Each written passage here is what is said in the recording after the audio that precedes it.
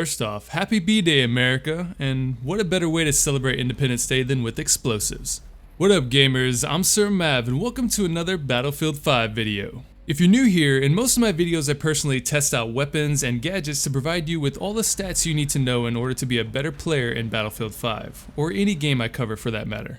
There's no new weapons out for this week, so I decided to put out a video on some explosives tests. I mean, come on, who doesn't love to see a grand explosion? Now first, a disclaimer for this video.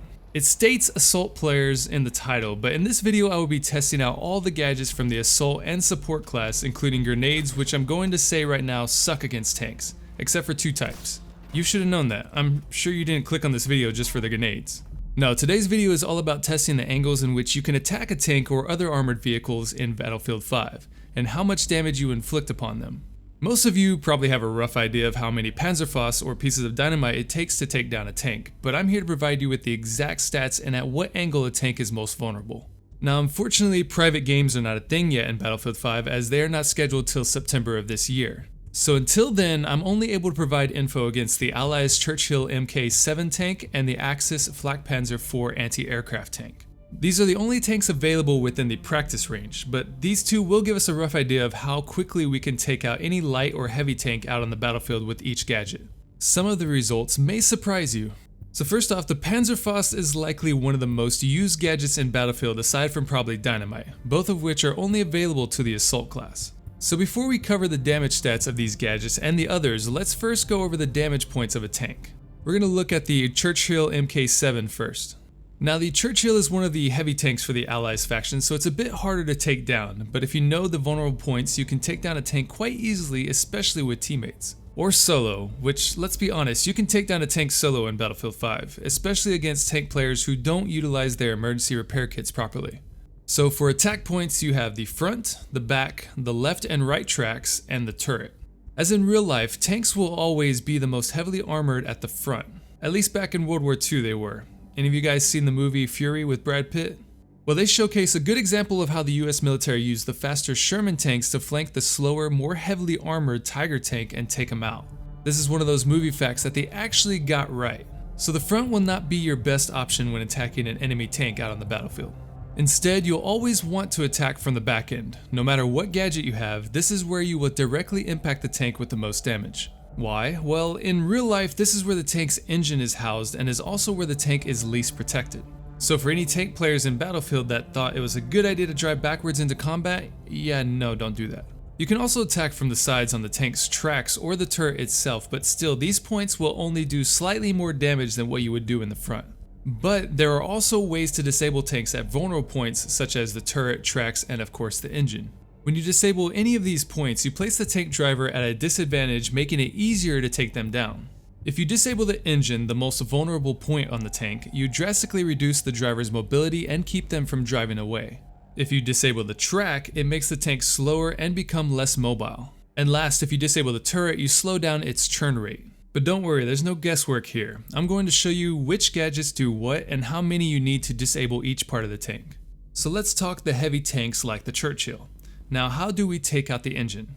Well, there are actually three different gadgets that are instant disablers of any tank's engine. That's the Panzerfaust and the Piat of the assault class, and surprisingly the AT grenade pistol of the support class. The Piat will implement the most damage at around 28 hit points, while the other two will hit at 23 and 22. So no matter what, it would take 4 hits at the same point with the Piat and about 5 hits from either the Panzerfaust or the AT grenade pistol to fully take down a tank. Of course, that's not the only gadgets at your disposal, and the most you ever get of each gadget from the ammo supply station is 3 in total. So you're never going to take down a full health tank with just one gadget alone. Now let's talk taking down the tracks of a heavy tank. The most efficient way to do this is with dynamite from the assault class and the anti-tank mine from the support class. Now these two can be tricky because these two types of gadgets need to impact the proper location on the tank to disable the tracks. Because heavy tanks usually come with armored skirts, you can't simply do this by placing the dynamite on the side of the tracks like you can with the light tanks. It'll take 2 pieces of dynamite right on the tracks to do so, and it's not always guaranteed when you do this either. It's almost like you have to blow the fuse when the dynamite is right under the track. But the best way to guarantee you take down the tracks is with the AT mine. The tank will have to directly impact the mine at the tracks though, and not simply just drive over it. But if it does impact on the tracks, the AT mine will do 41 damage and disable the tracks. In fact, the AT mine does 41 damage anywhere it impacts on the tank, excluding the top of the turret where it only does 31 damage. Of course, how many of you support players are laying down AT mines at the top of a tank? And last, how do we disable the turret? Well, you can go about this in 3 different ways. You can either use all 3 Panzerfausts or Piats equipped to disable it at 15 to 16 hits each, or you can go the more efficient route and utilize 2 pieces of sticky dynamite on the turret. Once you initiate the impact, you'll disable the turret and do about 60 damage on the tank. Now, with all this info available to you, can a solo player take out a tank on their own? Well, the answer to this controversial question is of course yes. An assault player with either a Piat or a Panzerfaust equipped plus dynamite can do it, but there's a more efficient way if you can get by it stealthily. The fastest way for an assault player to take out a tank is with 3 pieces of dynamite and an anti-tank bundle grenade. Planting the 3 pieces of dynamite on the back engine and then throwing the AT bundle grenade will completely take down a heavy tank on impact. At least it will for the Churchill tank.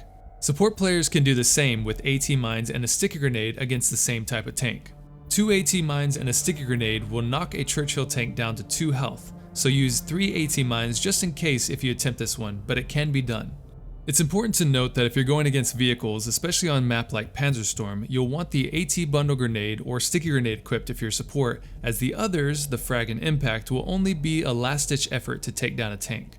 The impact only does 4 against a heavy and the frag only does about, at most, 9. So let's summarize this all. Now here on the table I've also included the numbers against the Flak Panzer AA tank, which is equivalent to most light tanks. And it's safe to say that light tanks are very weak and can easily be taken down by any assault or support player. But the most important thing to learn from all this testing is that you should always try to flank to the back of the tank when possible. This will always be the most efficient way to take down any tank within Battlefield. Also remember that tank players usually have an emergency repair kit at their disposal, so the faster you can take them down, the less explosives you'll have to use in the long run. Now once private games come out in September, testing like this will be much more of an ease as I'll have all the weapons at my disposal and every map available. So let me know what you want me to test next. Anything you're curious about? Let me know down in the comments below. Next week we have the new Carabine 1938M coming out, so be sure to tap fire subscribe and ring that bell if you want more analysis like this for Battlefield 5. This next gun is known as a unicorn rifle by collectors, so it should be interesting to cover. With that, if you enjoyed this video and found it helpful, be sure to hit that like button as it helps a lot in getting this video out to more viewers. But until next time gamers, this is SirMav, signing off.